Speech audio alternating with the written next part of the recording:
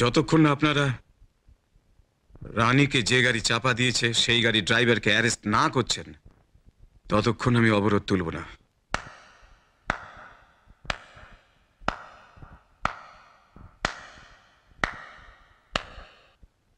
কে তুমি? আমার নাম রানা মিত্র। আপনার এলাকায় নতুন এসেছি। একজন এমএলএ হিসেবে আপনার দেশ সেবার ধরন দেখে আমার সত্যি খুব ভালো লাগলো, তাই হাততালি দিয়ে আপনাকে আমি অভিনন্দন জানাতে এসেছি। কি ব্যাপার, তুমি বাড়িতে ঢুকলে কি করে? আপনি যেরকম জনগণকে ধাপ্পা দিয়ে নেতা হয়েছেন, আমিও সেরকম আপনার দরবানকে ধাপ্পা দিয়ে বাড়িতে ঢুকে পড়েছি। কি চাই তোমার? আপনার সহযোগিতা।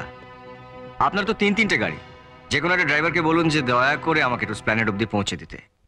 কি আজে বাজে কথা বলছো তুমি? আমার গাড়ি তোমাকে দিতে যাবো কেন? তোমাকে পৌঁছে বা দেবে কেন? এই চিঠিটা পড়ে দেখুন, তাহলে বুঝতে পারবেন যে আমি গাড়িটা কেন চাইছি। নিন। এমপ্লয়মেন্ট এক্সচেঞ্জের চিঠি? হ্যাঁ, 10টার সময় ইন্টারভিউ।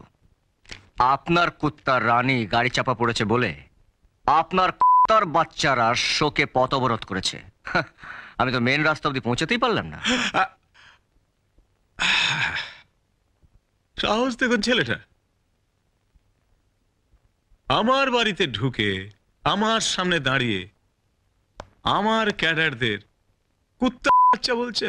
কি করব স্যার, পেটে লাথি বললে তো গলগল করে সত্যি কথাটা মুখ থেকে বেরিয়ে যায়। 9:30 বাজে স্যার, আপনার ড্রাইভারকে বলুন এরপরে চাকরিটা না হলে কিন্তু আমার ফুল ফ্যামিলির দায়িত্বটা আপনাকে নিতে হবে। ড্রাইভারকে নয়, তোমার মতো উদ্ধত ছোকরার জন্য দারোয়ানি যথেষ্ট। বিবেন, বিবেন, তুমি এখানে? তুমি মাঝে মধ্যে ভুল করে ফেলো বাবা, তাই তোমার মেয়ে হয়ে তোমার সেই ভুলগুলো শোধরাতে আমাকে এখানে আসতেই হয়। আপনি আমার সঙ্গে আসুন, আমি আপনাকে স্প্ল্যানেড অব্দি পৌঁছে দিচ্ছি। তুমি এই ছোকরাকে চেনো? চিনতাম না, এখন চিনলাম। তোমার পোষা মাস্তানদের থেকেও ইনি অনেক বড় মাস্তান, যিনি হাত না চালিয়েও শুধু মুখের কথায় তোমার মতো নেতাকেও কাত করে দিতে পারে।